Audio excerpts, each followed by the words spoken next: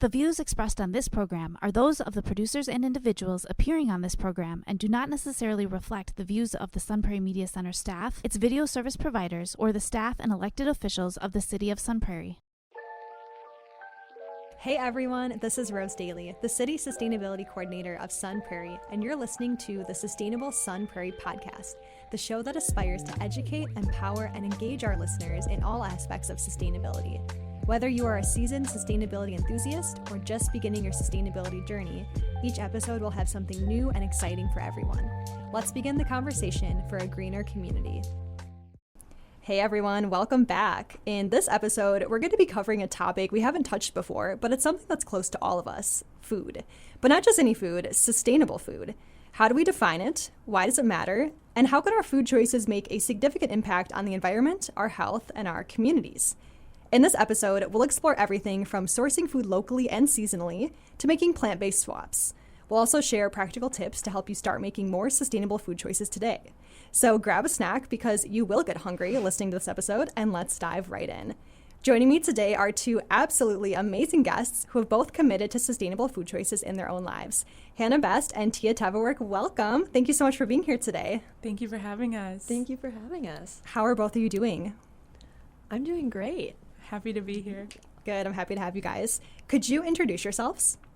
Yeah, so my name's Tia Tevaarwerk, like Rose mentioned. I'm a sustainability intern here at the City of Sun Prairie. I'm going to be going to UW-Madison this fall for mechanical engineering. Thanks, Tia. My name's Hannah Best, and I'm the sustainability program coordinator for the city. And I'm excited to share a little bit more, I think, as we have our discussion today. Yes, I'm very excited to hear more about your food journeys.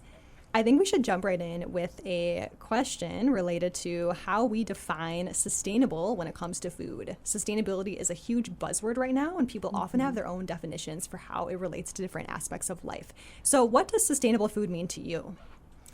I think the first thing I think about when I think about sustainable food is locally, like the proximity I am to where this food is produced.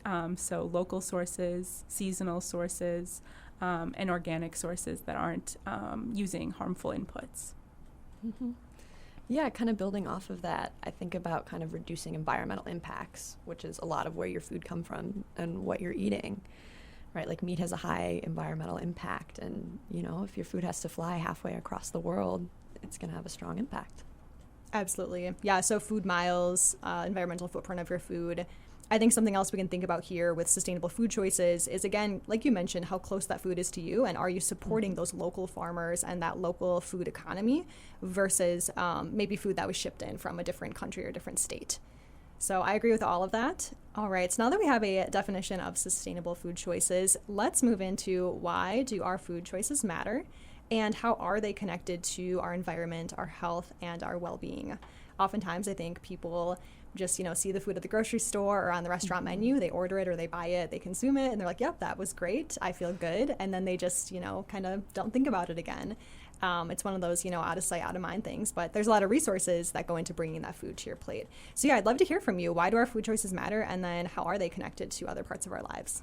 I think, one of the things I think about as far as like connection and food is whenever I'm preparing food, I think about the processes that went into it. So where was this before it was in my kitchen where I'm prepping it and mixing sauces and all that. And so something that I love to do is support local food sources like the farmers market.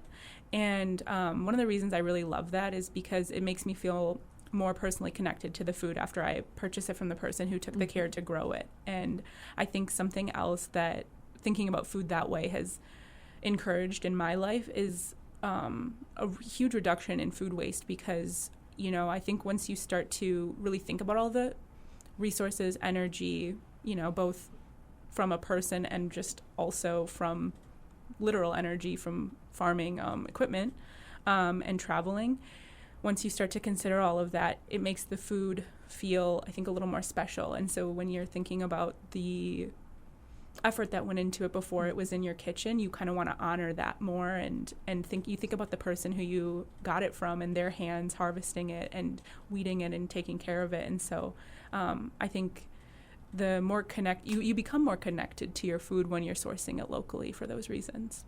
Absolutely. That's a really beautiful way to look at that. Mm-hmm.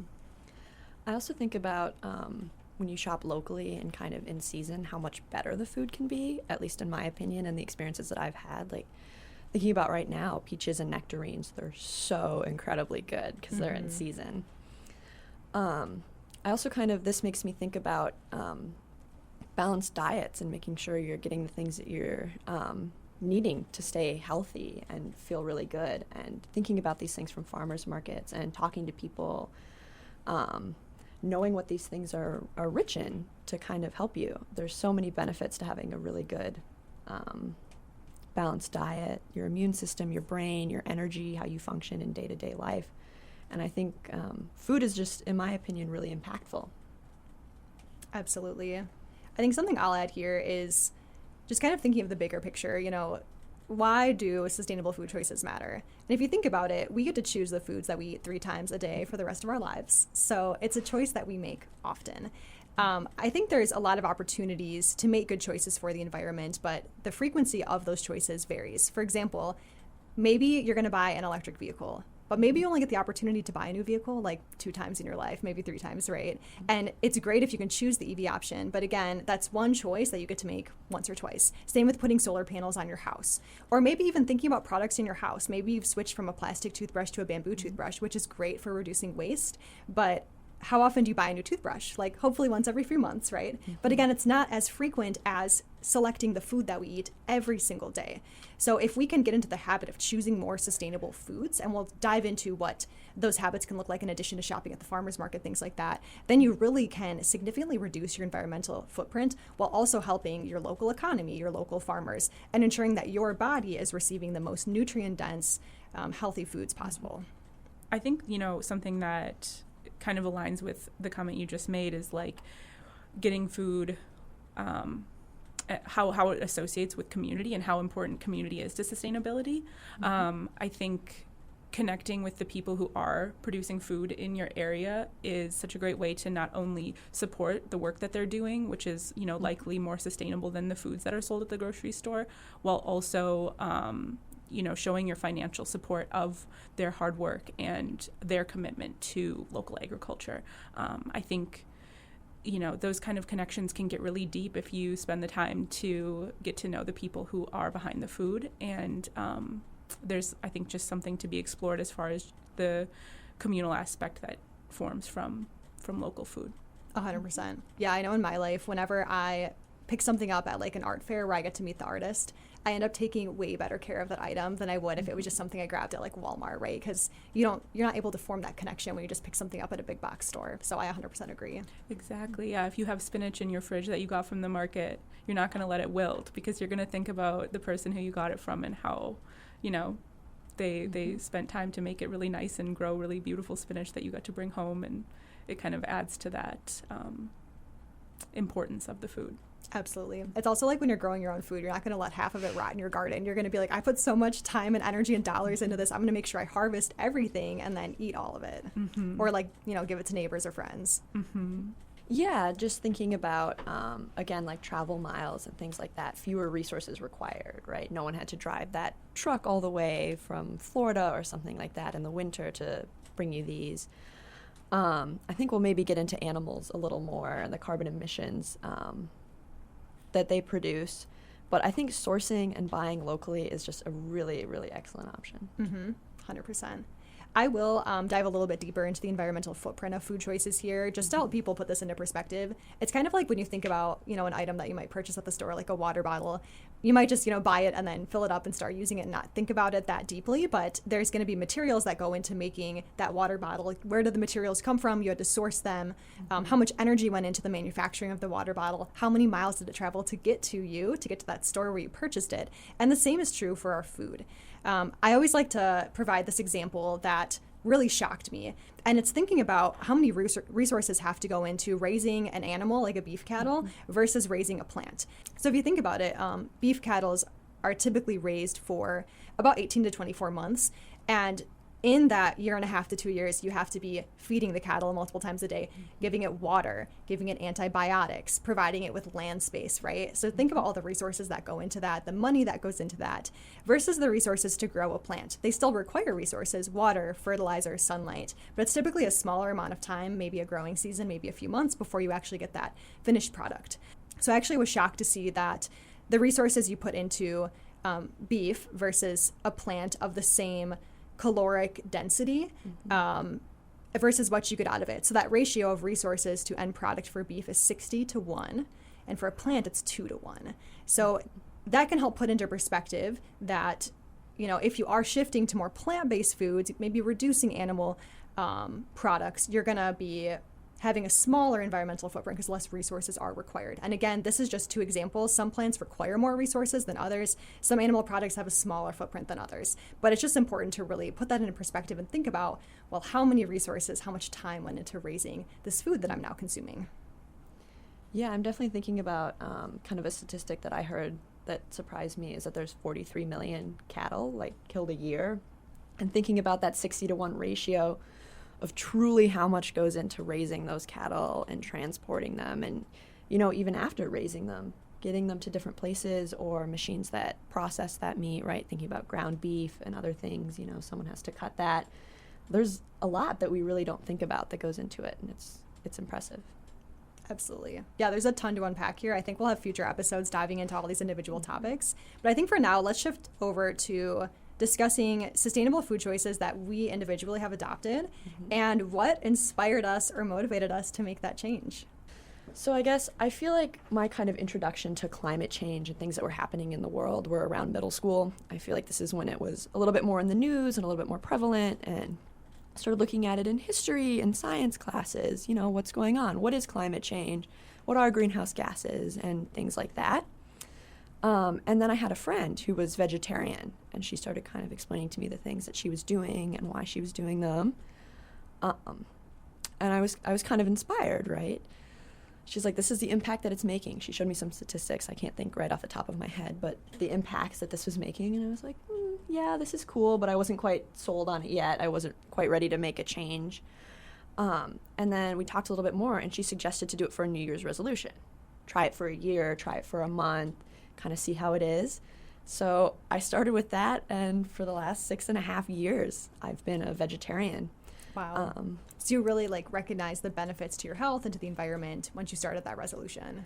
Absolutely, and I had a lot of fun with it, to be completely honest. I don't know, I'm someone who kind of enjoys research and organizing and cooking, so I kind of did a deep dive of, okay, what are these things? What can I make? What can I do? Honestly, it led me to do a lot of other reusable things, right? All my bags are completely reusable, shopping bags.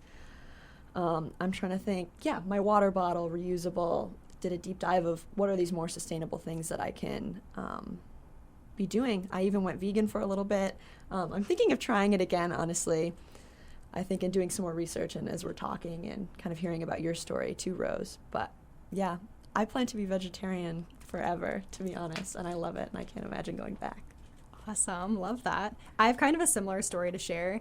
So when I was in college, I'll be honest with you guys, there was some sort of hypocrisy going on with me. And if you've listened to this podcast, you've heard a little bit about it in other episodes. But I was studying environmental engineering. I was living in this beautiful, sustainable house that I was also contributing to with projects.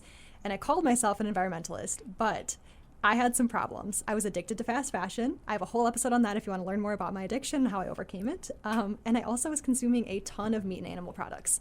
My 3 favorite meats to cook, which I did quite often, was steak, salmon, and shrimp. And if you've looked into those, they have a very high environmental footprint, but I loved them. I loved cooking them. They were very healthy. They fit with my protein goals for the gym. But I had this nagging thought in the back of my head, you call yourself an environmentalist, but these foods aren't the best for the environment. So this all came down to me making a shift in April of 2020 during the COVID pandemic. So I was kind of trapped in this house with my housemate. We all were in lockdown, and my housemate was vegan. And she was like, hey, let's watch this documentary called Cowspiracy. And I was like, let's do it. So we watched this documentary. And if you haven't seen it, it really details the environmental impact of animal-based foods and the food industry. And my eyes were opened in that moment. You know, what's the phrase? The scales fall off your eyes. And I was like, wow, I've been presented with all of this very convincing data and facts regarding the impact of foods. And now I need to shift my lifestyle accordingly. So in that moment, I said, I am going vegan. And I did a full 180. I made the switch and I became vegan in April of 2020. And I didn't really know how to cook plant-based foods. I was very focused on like meat prior to that. But living with my vegan housemate was amazing. She got to teach me like, here's different protein sources. Here's how to make meals from plants that's not a salad. So that's kind of my journey, and I've been vegan ever since. But yeah, I'm grateful for that moment in the pandemic when I got to really like pause and think about my choices and then make a lifestyle switch for the better. I love that you guys were both inspired by, you know, people, close friends in your life. I think that that's such a impactful way to be introduced to a change and be inspired to do something different. And it's really great to have a friend to kind of help guide you through that. I think that's just the best way to get started in something.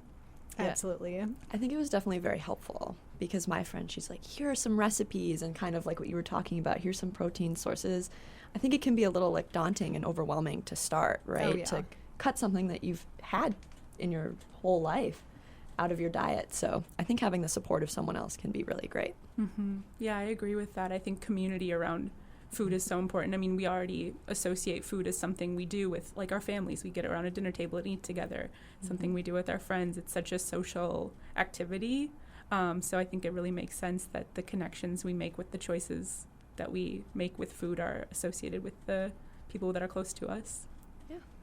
I guess mine is also related to community, maybe not necessarily friends, but like the exposure that I had in, I guess, beginning in when I was just getting done with high school. I worked at a vegan restaurant, and that was probably my first like true experience with vegan food. And it was a cool restaurant because they were sourcing everything farm to table. So they had like a big farm where they were growing all the food that they'd ship every morning into the restaurant. Like they'd have a van deliver it, and it was all made from scratch, and it was all not, I guess one thing that I really liked about it was it wasn't trying to be anything else. Like it wasn't plant-based food imitating anything. It was plant-based food like celebrating plant-based food. And that really made me, it opened my eyes to like what you could do with like, you know, cashew cheeses. And we used like coconut meat that would just turn into like all sorts of different textures and flavors in food that surprised me. And so and also the freshness of farm to table food. I mean, I was just like, that was probably the first time I had a strawberry that was from like directly from a farm. And I was just like, okay, I thought I didn't like strawberries, but this is a whole different experience. I'm obsessed. So yeah, that really gave me a really cool exposure to from scratch vegan cooking that like I was able to kind of incorporate into the practices that I was having at home.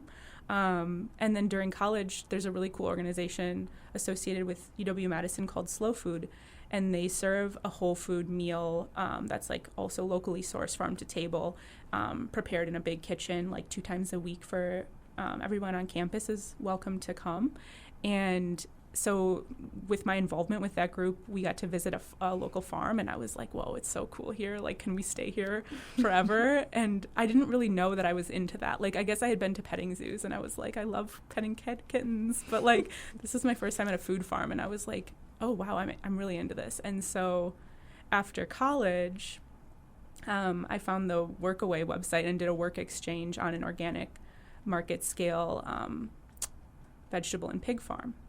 And that was like pretty much the best experience I've had in my whole life. Like as far as community goes, you couldn't get any better. Like just so interconnected, tightly knit community where like, you know what everyone's kind of like specialty is. And like there's a tractor guy who does the like tractor work on the various farms. And there's like the guy who raises cattle, and like his whey was repurposed on our farm as part of the pig's diet. And so it was a very circular model of agriculture where like we even picked up like cookie seconds from a local organic cookie producer to use as feed for the animals. So the way that they were farming, while we've acknowledged, yes, animals and emissions is absolutely very real when it comes to like sustainable choices.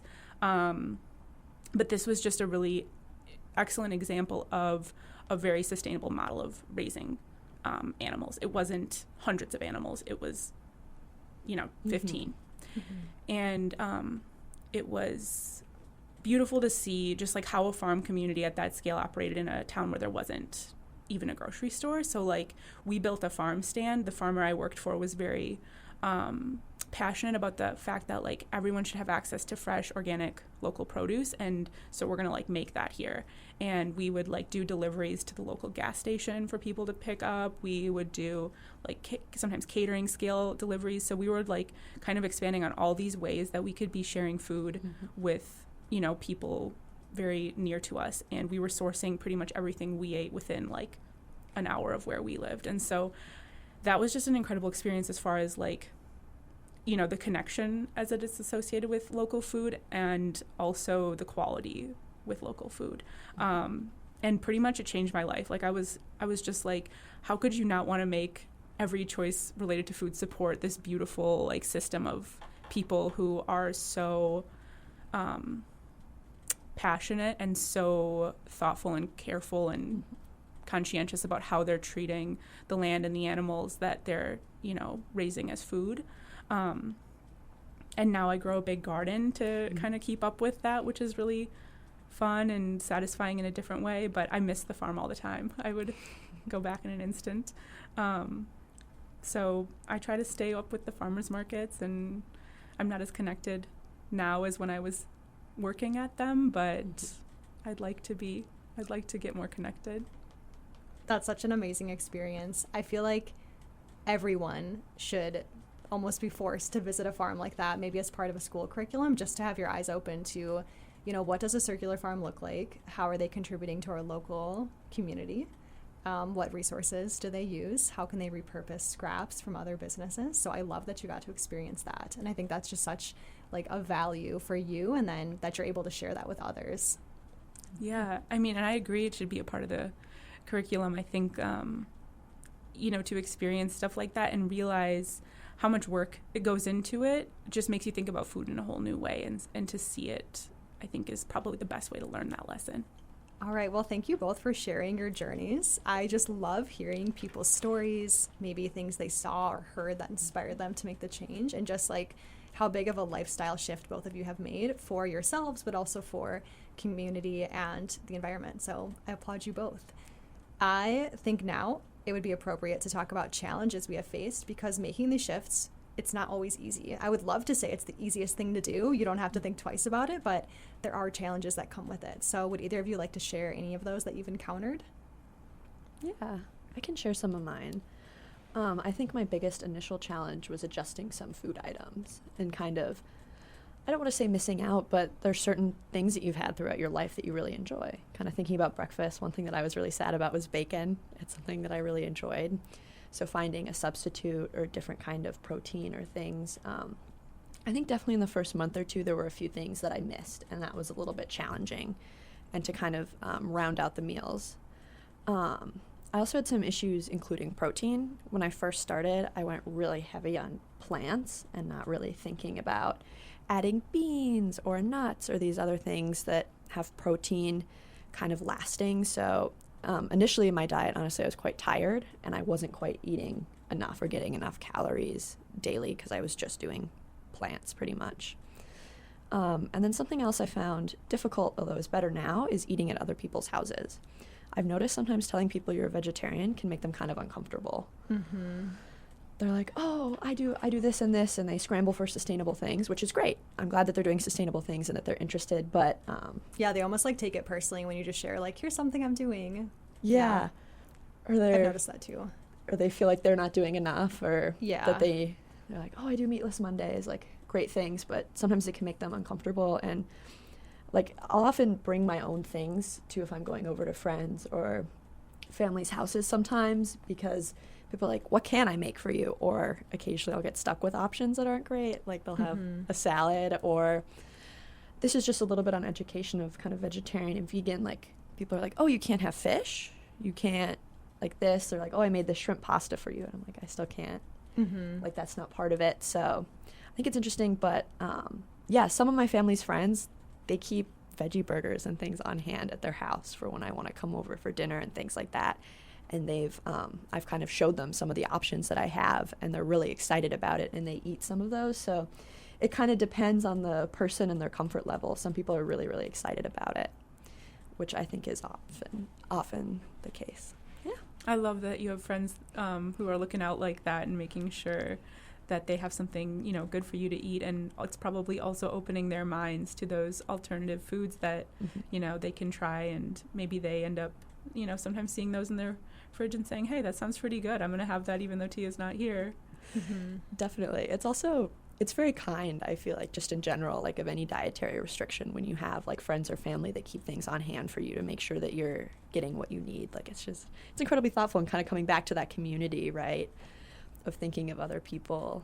And yeah, I don't know. It's really awesome that they do that. I love that. Yeah. Yeah, I faced some similar ones to you just because of like the similar diet choices we've made. I think another challenge I've encountered is going out to restaurants. I would love to say all restaurants have amazing vegan options, but some of them don't. Sometimes the only option on the menu is a French fries or a salad, which is good, but it's not going to fill you up for a full meal. So I've gotten into the habit of reviewing menus in detail before even choosing to go to a restaurant, just to make sure I will have something to eat. Or sometimes if friends choose a restaurant and then invite me to it, if there truly is nothing on the menu, I'll just have to make sure I eat beforehand, or I have a meal to eat after. And then when I'm at the restaurant, I'll just order something small like the salad or the fries. So that's been a little bit of a challenge. One other challenge to mention is traveling. So I love to do international traveling. And there's some countries that are way ahead of us in terms of, eating a lot of plant-based food. So it's really easy there to continue this lifestyle of veganism. But there's other countries where it's very, very challenging to even find a vegan meal that's not just like rice and vegetables, something that will really fill you up. So sometimes, depending on the country I'm going to, I will switch to a vegetarian diet just to make sure I'm getting enough calories and protein while I'm on the trip. I can see traveling being difficult because it's kind of like you're limited by potentially transportation, potentially by location. There's a lot of different unknown factors. You might not be able to like plan ahead where you're going to eat your meals, like whereas, if you're going out to eat with a friend somewhere here, you can look it up in advance. But when you're traveling, you're not going to necessarily plan your trip like that. And also, I think language barrier could kind of come into play there too when you're trying to figure out like what's in this food. Absolutely. Actually, I want to comment on that. So when we used to live in Costa Rica, we would say in Spanish, no meat at restaurants. And when you say that in Spanish, they take it as no red meat.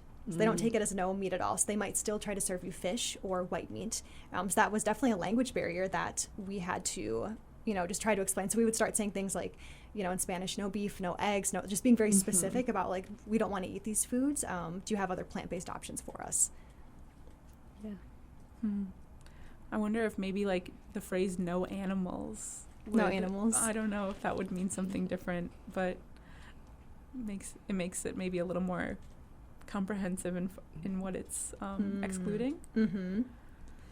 It's interesting though, the cultural meaning of meat. I mean, meat has, in like every country kind of has their different approach to like what they consider meat, or what animals they'll consider food and things like that. Like Absolutely. It has a lot of complexities on the cultural aspect of it. Yeah, even the word vegan in Spanish has a different meaning, or it's not as well known. So we'll say things like yo soy vegano, but they won't understand what that means. They'll be like, what is that? So it's just interesting, definitely the terminology and language that varies in different countries. Yeah.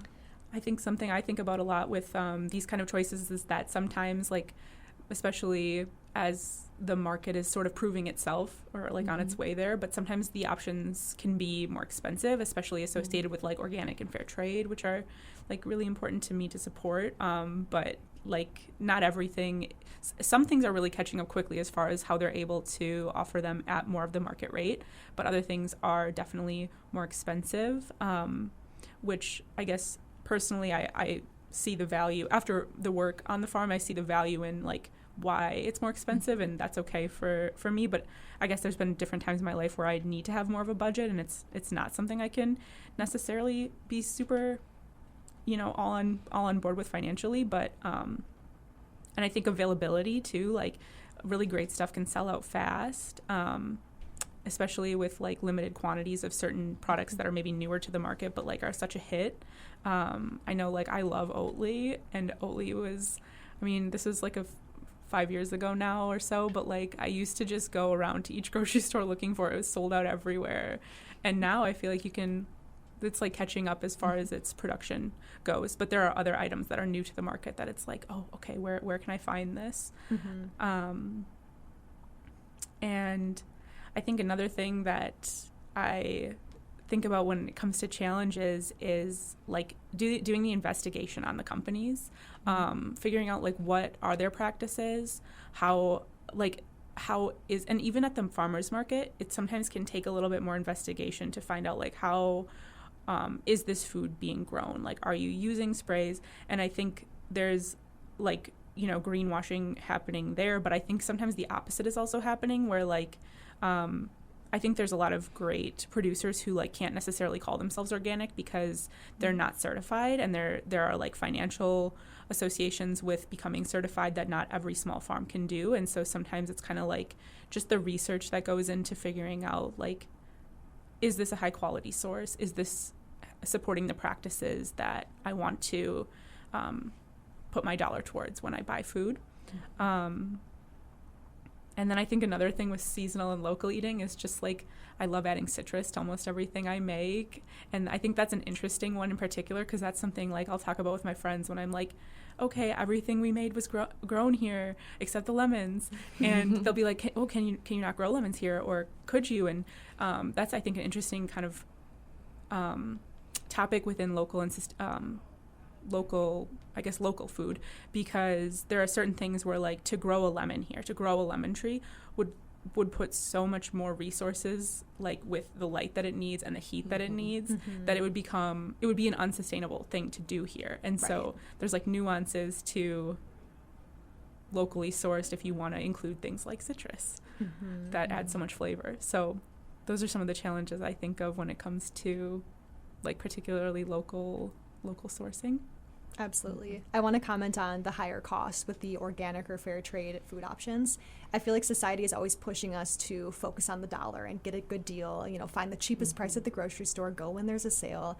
But I think we need to shift away from that mindset. Obviously, finances are very important, but up there with them, we can also consider, well, how is this food produced? And just being able to keep that in mind when you're looking at, you know, maybe the $5 organic strawberries versus the $3 ones that were shipped in from maybe somewhere down south. That's what I've been doing, at least, is just like, okay, I'm going to pay $12 for this fair trade bag of coffee, but I could look up the farm that made this coffee because I have the ability to do that through this fair trade certification. So just always keeping that in mind when we are making these food choices that might cost a little bit more money. I agree completely. Like, I think remembering with that purchase that money you're spending is going towards like the change you want to see in the world, like less chemicals in soil, less, under-treated workers, things like that, that you're supporting when you do buy those like ethically produced products. Absolutely. I have one more challenge to bring up. And Tia, you had kind of touched on this at the beginning, but it's overcoming misconceptions and debunking misinformation people have about specifically plant-based diet. I think sometimes people will approach it very curiously, like, oh, I actually want to learn more. Like, how do you get your protein sources? And I love having conversations with people who are just genuinely curious. You know, maybe you're planting a seed, maybe they'll start to try out some of those more plant-based options. But then I also run into people who quickly kind of get defensive, like we had talked about earlier, and they'll almost like attack you and say like you're restricting yourself, which that's not true. There's so many edible plants out there that you can make amazing things with, or they say things like all you can eat are salads, why are you doing that to yourself, or you're only one person, you're not actually making a difference. And I think it's just being able to like, you know, have facts ready that you can share with them if they're willing to listen, but then also just like recognizing that you are making a difference, what they're sharing isn't true, and hopefully just being able to have a conversation with them about like why you're making these choices. Because at the end of the day, like we're not trying to say we're better than you, because we're not. We all face challenges when it comes to the food we eat. I think it's just being, you know, open to hear what others have to say. Maybe like I would love to hear from someone who said I wanted to go vegetarian, but here were the issues I ran into. Awesome, let's talk about it. Like, let's see if there's a way to address those. But yeah, I think that is something you might run into anytime you're making a more sustainable food choice. Yeah, definitely. I've had someone say, like, when I told them that I was vegetarian, they said that they'd eat more meat now to offset it. And I was like, that's kind of a crazy thing to say. Yeah. So Totally. people definitely have different reactions where it's interesting. Yeah. But I think also, like, thinking back to how, Rose, how you and I kind of got started, and even Hannah, right? Like, maybe one of these times we do share it with someone and we encourage them to make these sustainable choices or more things, like how we got started. So I think, like you said, if people are interested, it's a great way to kind of spread it and help people get started. Definitely. I think that's so true. Like, remembering that your choices and sharing your choices maybe isn't going to, not everyone's going to embrace them with you, but the people that do are so meaningful, and that is such a, huge impact. If even a couple people make a few changes after you've shared with them that, you are making these choices, and now they're keeping different stuff in their fridge for when you're over, like, stuff like that has an impact, and they're going to maybe share that with 3 other people. And so even though maybe there are naysayers and there are people who say crazy stuff like what that person said to you, there are, I think, more people who are going to take positive steps. Absolutely. Mm-hmm. So now that we've talked about the challenges and kind of difficulties, maybe some of the sad stuff, what are some positive impacts your food choices have had on you, on the environment, maybe on the community? I think I can echo, like, kind of what I was just saying, but, like, I never really thought about soil before my food journey began, but I think about soil all the time now, and how soil is something to be treated like a living thing and cared for, and it's so special, and, like, the healthy soil we have left is depleting really quickly, and so paying attention to that's like another kind of plug for supporting organic food, even if it may associate with, like, a higher cost, because there's data showing a USDA study that compares nutritional data across 42 fruits and vegetables. Some data pulled in 1950 and then some data pulled in 1999. And there's been a big decline in the amount of, like, vitamins and minerals that are present in the soil. And so supporting local organic agriculture, no-till practices, no spray practices, those are really going to put that care towards the soil that it needs to maintain the topsoil we have left, and also try to start rebuilding it.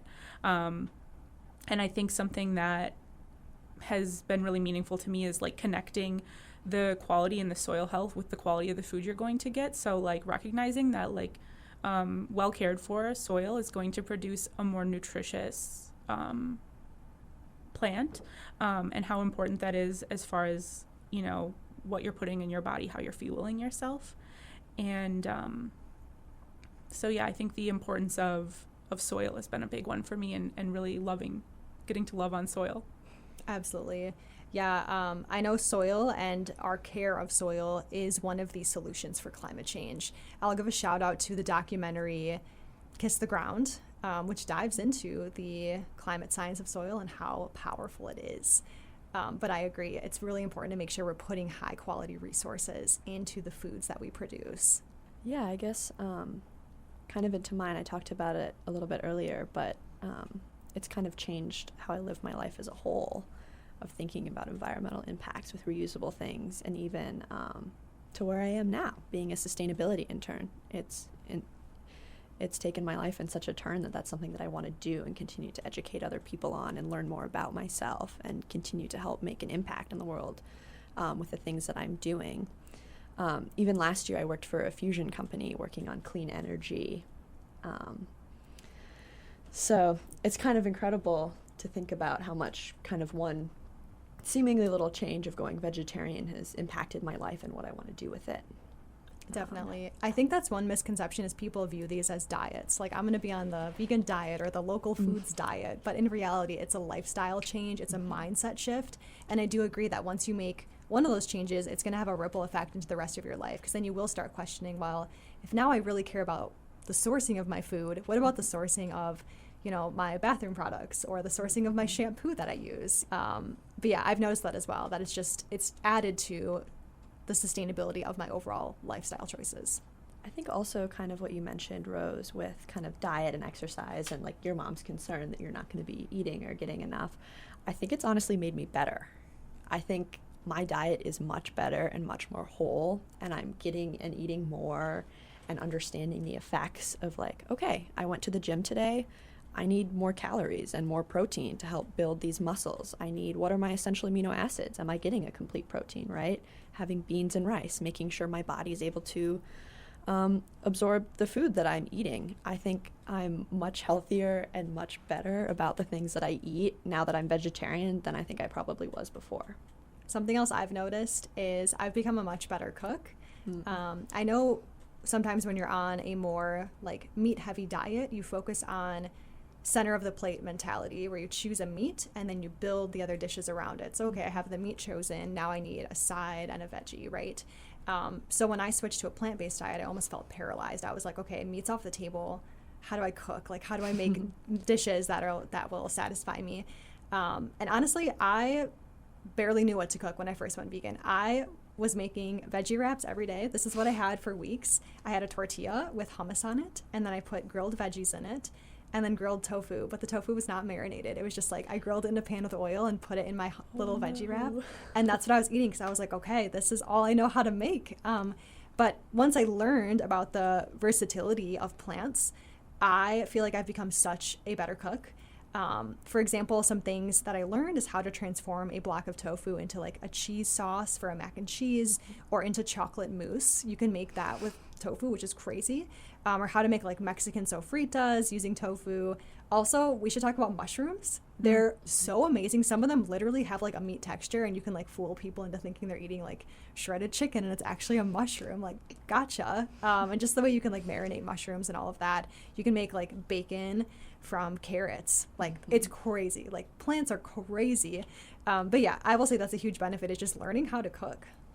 I love that. And I love that you mentioned, I mean, mushrooms are such a world to explore, and the textures there, like, and I think that's like a place where like grocery stores really fail us, because you can go to a market and like see textures of mushrooms that you didn't know existed. Like, there's all these different types, lion's mane, oysters, that have these totally different flavor and texture compositions than, you know, basically you can get like portobello and like button at the grocery store. It's so limited. But that's actually also something like, you know, we can grow pretty easily. Like, people can grow them indoors in their backyards. Like, there's a lot of ways to grow mushrooms, and there's really great local sources for those too if you want some more like variety. So yeah, mushrooms, they're so cool. They're so that's like its own, I feel like, podcast that could be about mushrooms and all the special things they do, not only as a food but in the world. Shifting my lifestyle also shifted my cooking as well, and like with really prioritizing like local and seasonal. What it means is I'm not really following recipes most of the time, or if I am, I'm making lots of substitutions, and it kind of like led me to see cooking as something that's more creative. And like what I kind of learned was like learning seasoning and profiles for like building a sauce and how that can like flavor anything. So like you can just kind of like theme the meal, like, okay, if I season this with like mint and basil and ginger and like sesame seeds, and then put bok choy and carrots and snap peas, like you can just kind of mix anything together. And like they think there's like if it grows together, it goes together, is a phrase that I've heard people use. And I think that's also a really great way to think about food, like opening yourself up to being willing to be creative in the kitchen, rather than, I mean, I think recipes are amazing. I've learned a lot of amazing things from recipes, but also like letting yourself go off the book once you feel like you have some of that foundation, because I built that kind of foundation through just experimenting in the kitchen. And like, yeah, sometimes I made some stuff that tasted crazy, and sometimes I still do. I might have brought a crazy dish for the picnic today, but like, it's a fun garden, you know, everything that's growing right now. And so I think thinking about food in a more, you know, like, it doesn't need to look like, well, this is lasagna and this is, you know, I'm trying to think of just a classic meal, that potatoes and broccoli and meat. Like, it doesn't need to look like that. I think it can look like whatever, you know, you have. And also that kind of, I tie that back to food waste. I think that that's a really kind of an approach I take to food waste is like, well, if I have it, it's going to go in this meal, and that's okay. It doesn't matter if it's not on this recipe. If I have spinach, it's going to become a part of the sauce. Things like that you know, you can kind of go off the book if you start to explore in that way in the kitchen.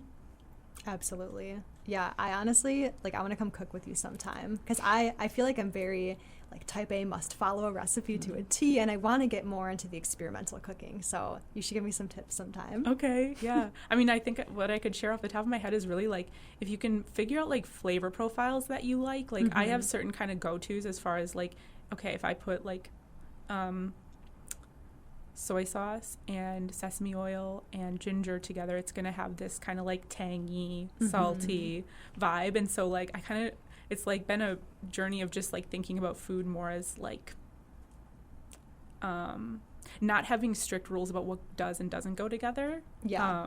And just kind of trying it and being willing to be like, this isn't like the most delicious meal I've ever made sometimes, but then like you'll come up with a flavor combination that you're like, whoa, I've never done this before, and now I'm making this sauce for everything. Absolutely. So like, yeah, thinking about it I think it shifted for me when I started thinking about it as like an experiment a little bit. Yeah, it really is like an entire like science for cooking. I think I also took a deeper dive into the science as well when I switched to the plant-based lifestyle, because I remember learning that you don't need an egg to make a baked good. You need an emulsifier. So, but we're always taught, like you said, like, okay, this is what fits in the cookie cutter: an egg for your cake, or, you know, animal butter for whatever dish. But yeah, I feel like I've just learned, again, back to the versatility. Aquafaba can be used as an emulsifier. A chia egg, like, what's that, right? Like, things we've never heard of before, because we all kind of were just stuck in this like very traditional way of cooking. All right, so now I kind of want to shift gears and talk about some tips for someone who might want to make a change to their food choices. So what would be your best tips to give to someone who maybe wants to start following a vegetarian-focused diet, someone who wants to start shopping more locally and supporting local farmers? Any tips they should follow or any swaps they should make? Yeah, I have kind of a good one, kind of sticking on our food. I found it to be really fun to try foods from different cuisines that are already vegetarian. I found when I've tried to, kind of like we've talked about, substitute things, I'm like, maybe I don't want to put barbecue sauce on tofu. It's not very great. But I do a lot of Indian cuisine. A lot of it is already vegetarian, and it's focused on the flavor around the plant and enhancifying that. And I just find it really, really good. So I think maybe not even just thinking about it from a sustainability, but just as trying something new and something fun. There's a lot of great things. I would recommend looking at your grocery store at some of the ingredients more closely. A lot of things I was surprised to find either had meat in them or didn't. And realizing, oh, this is a great plant-based option. I already liked this. Maybe I can look at other products from this line that's also vegan and vegetarian and things like that. I feel like maybe just taking more time in grocery stores and when you're shopping to really look at these things can be a great way to make a few switches. Yeah, I love what you said about cuisines that feature vegetarian meals kind of as their staple, because like, you know, in our culture here, it's very much a meat and potatoes kind of approach to food. And so to look at those cultures that are and have been for a long time celebrating plant-based. And I think something else you said that stood out to me that I really agree with is like celebrating plant-based as its own option. I think there are great alternatives and substitutes, but I also think some of my favorite stuff that I've had is just like, I don't know, a great sauce that's been made with all plant-based foods that surprised me with its flavor, and it was like something I had never had before. So like trying something new, not only in the sense of that it is plant-based, but just like don't feel the need to compare it to something that you've known and have like maybe a personal connection to because it's your great grandma's recipe and your family always makes it. Like these kind of like heavily, like we've been talking about, food is very part of our culture, it's very part of our communities, and so to like let yourself have that whole new experience to celebrate a plant-based meal just as that and not as imitating something. I think also when we explore those plant-based meals from other cultures, we're introduced to new flavor profiles. Like, for example, in American cuisine, cinnamon is often used in sweet dishes, but it's often used in savory dishes in Indian cuisine, which is kind of a new like flavor for us. Like, oh, I always expect something with cinnamon to taste sweet, but then when it's in a curry, it's like, oh, this is a really nice like warming spice to have in this velvety curry. Totally agree with that. The surprises of different flavor profiles that you can find, and like how that adds depth. Like, you might not identify that there's cinnamon in something, but it adds such a complexity to the flavor. Now I'm really in the mood for some good Indian curries. Yeah. Another thing I think of with someone who wants to get started is like kind of take the time to reflect on the choices you are making, and in reflecting, see where it would be easy for you to make a change. Like, are there things, like, for example, I used to always have dairy creamer in my coffee, but I never liked how it really tasted. I just was like, coffee's too much on its own for me. And so that was like an easy thing for me to swap, where I was like, okay, I actually I prefer the flavor of alternatives. So if there are things that you are doing maybe just out of a habit without thinking about them that you don't necessarily like really enjoy, that could be a good place to start. You can kind of like, start slow and build yourself up from there, and know that like small steps, like, creamer is something I use every day, and so to use an alternative every day instead is a big difference, even though it seems like a baby step, and kind of like acknowledge your progress as you're able to make it. And I think something I have written down, but like we've really talked about it, but like commit and cook with friends, like make this something that's fun.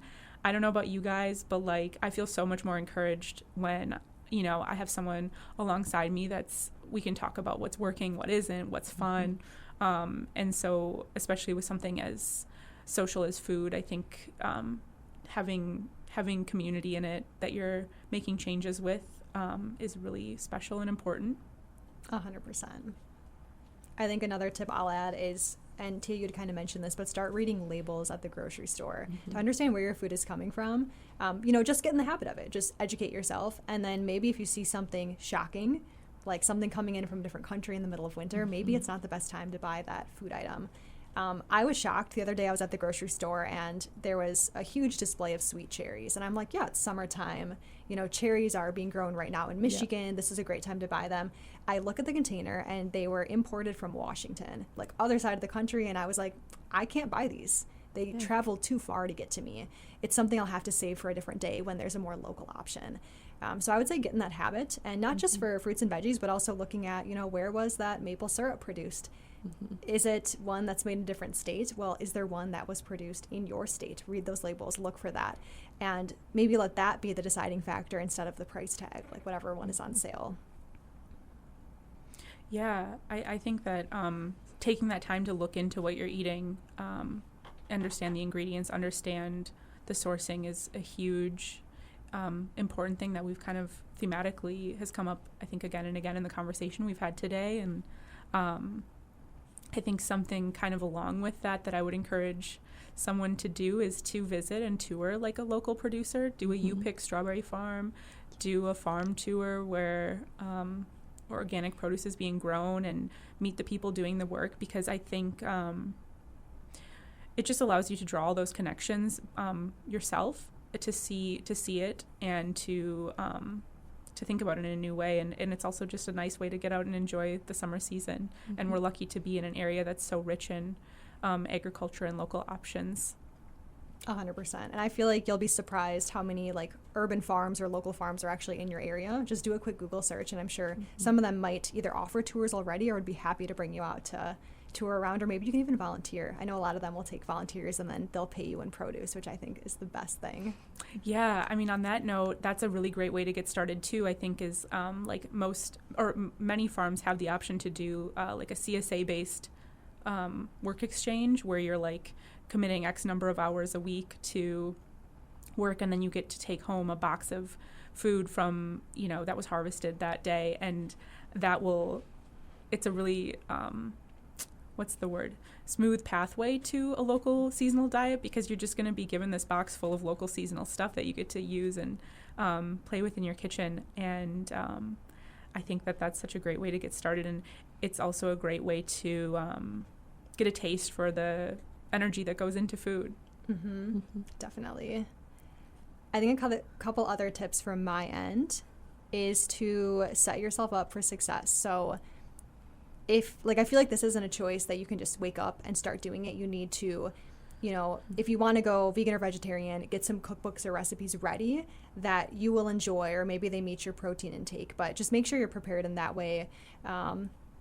Or before you go to the farmer's market, actually make a meal plan for the week and a grocery list, so you can be actively shopping for items that you are going to be using that week for those meals, not just being like, oh, cool, look at this super bright green head of cabbage that looks so beautiful on this farm stand, I'm going to buy it, but then you bring it home and you're like, oh, now I have to figure out what to do with it. That could lead to a lot of food waste, so I would say be prepared with a list.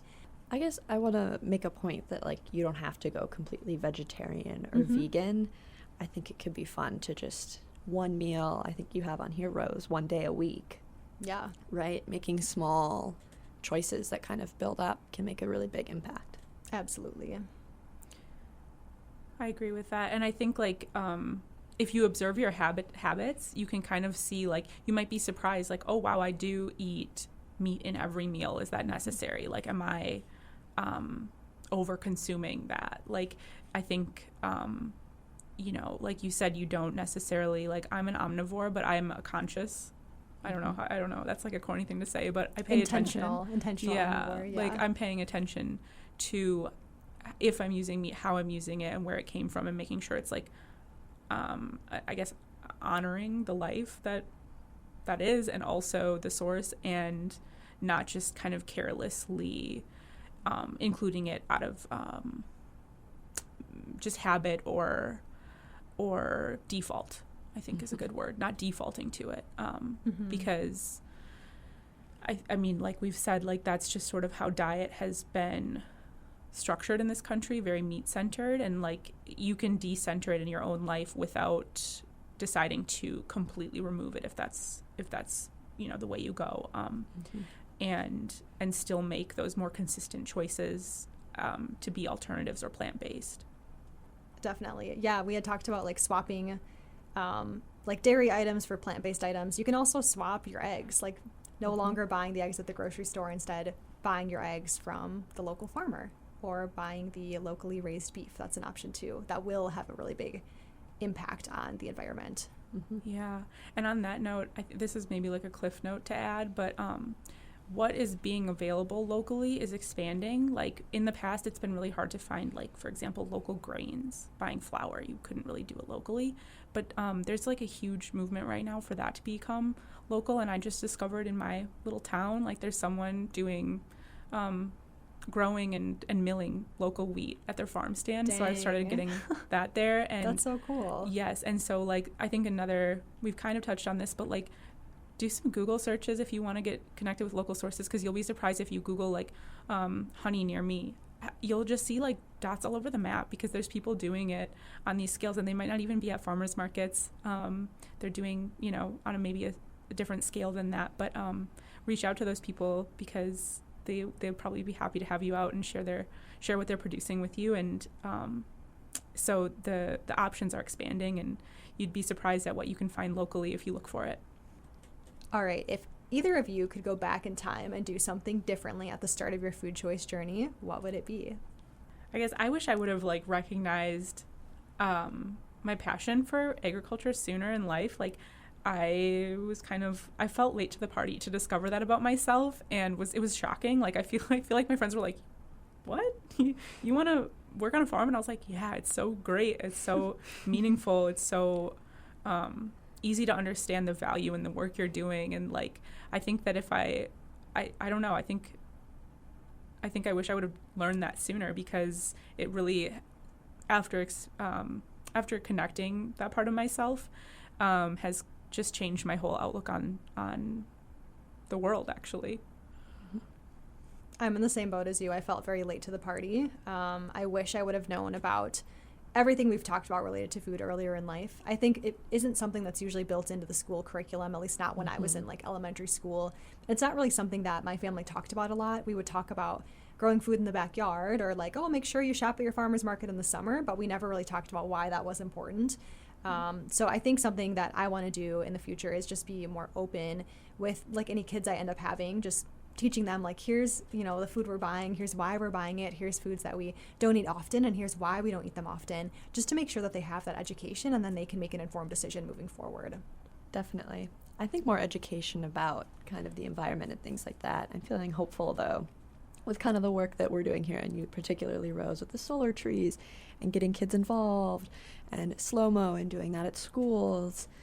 Like, I think we can bring this to the front and help educate people, and I think they really will start making these choices once they know about it. Definitely. Especially kids. Yeah, knowledge is power.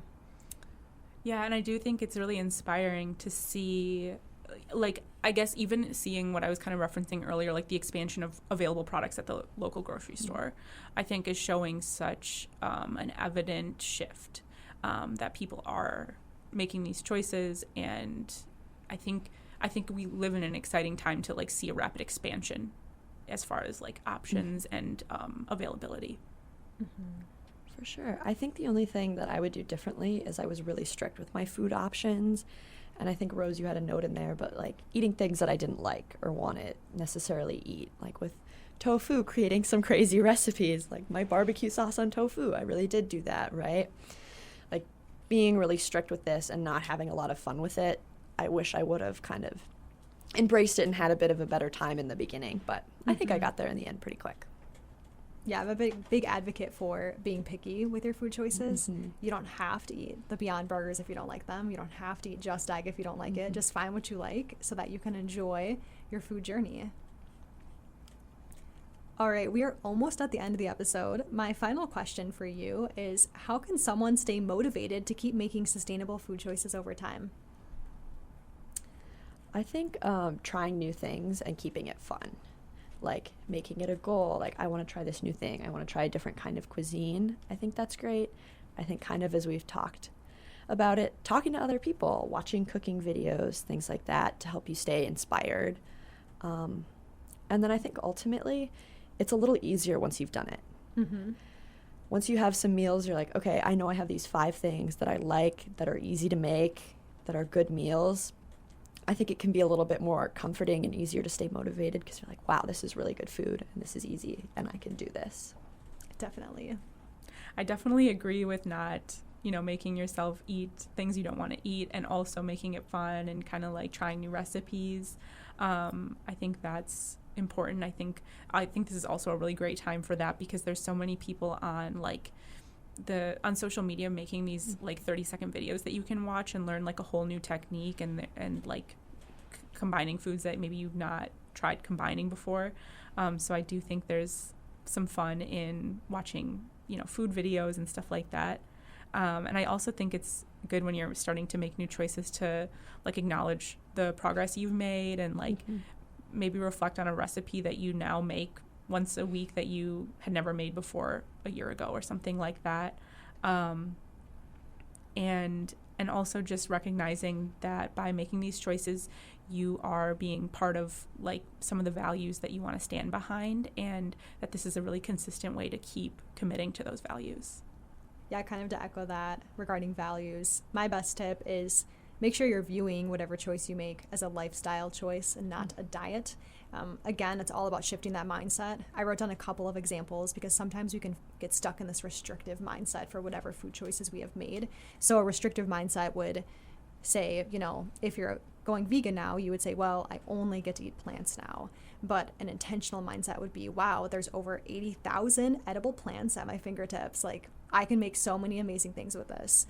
And then thinking about eating seasonally, a restrictive mindset would say like, dang, I only get to eat strawberries in the summer months. But an intentional mindset, which you had kind of talked about, Hannah, was saying like, wow, that locally grown, fresh off the vine strawberry that I only get to eat this summer was definitely worth the wait. So I think just, again, viewing it as that lifestyle choice, not the diet, will help you be more successful and stay motivated with the choice that you have made. Totally agree. All right. And with that, we are at the end of the episode. Do either of you have any final concluding thoughts to share with the listeners? Yeah, I think the best thing to do is just have fun. Mm-hmm. Like, keeping with that mindset, have the most fun you can, learn the most, I think that's ultimately the goal. I agree. I think, I think that one perspective, like maybe the restrictive perspective, like what you were just saying, is to say like, well, now I have all these food rules or something like that I'm following. But like, I think it can be fun if you view it as a challenge to like learn new cooking techniques and try produce you haven't tried before. And so yeah, viewing it as a place to explore and not like don't see it as rules, make your own rules, or don't have rules. Like I feel like you can do it in a free form way that just works for you and your preferences. 100%. Yeah, my concluding thought is just, you don't have to be perfect. You can start today, and every little switch makes a difference. All right. Well, thank you both for your time today. This was such a delightful conversation. I loved hearing about your journeys. Yes, thank you for having me. This was super fun. Thanks for having me too. I liked getting to know personal parts about you guys that I didn't know through our food journeys. Definitely. All right. Thank you, everyone. We'll see you next time. Thank you for listening to Sustainable Sun Prairie with your host, Rose Daly. I hope you enjoyed this episode and uncovered something new about sustainability. As always, you can subscribe to our podcast and listen anytime on Spotify, Apple Podcast, Google Podcast, and you can listen live on 103.5 FM The Sun, WLSP-LP, and on demand on the Sun Prairie Media Center app. For links and resources mentioned in this episode, as well as our contact info, please visit the show notes. Thanks again, and I'll see you next time.